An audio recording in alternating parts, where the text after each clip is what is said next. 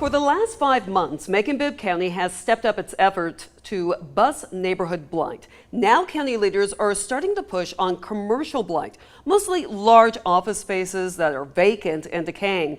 The mayor's office gave us a list of 10 blighted properties that they say are the ones that create the most complaints to the county.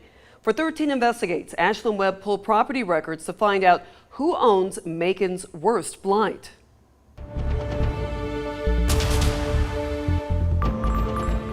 For years, the Shirley Hills neighborhood has watched this office space deteriorate. I see a dilapidated eyesore, especially from the other side of the building, from the interstate. It's halfway burned. There's graffiti all over it, and it looks terrible as you're coming into our city. Katie White, president of the neighborhood association, says it's not just the appearance.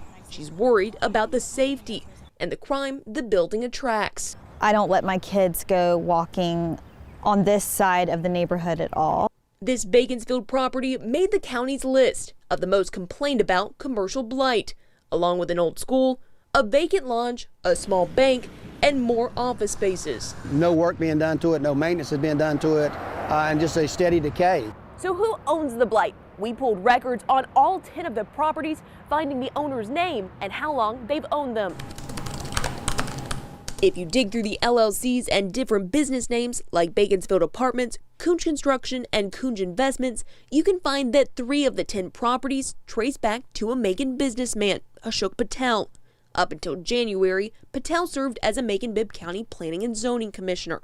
Property records show that he's owned this old school on Rocky Creek Road since 2009, after he paid $1,000 to the Bibb County School District. He's also owned this vacant lodge since 2004, and he bought that large Beaconsfield office property in December 2019. Since he bought it, the property suffered 2 fires.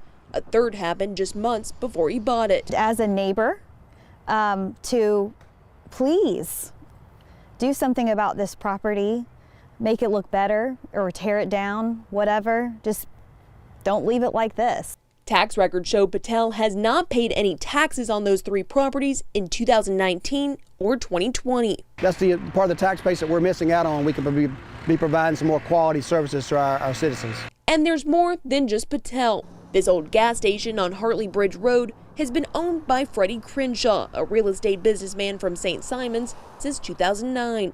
Records show he's not paid taxes on it in the last 2 years.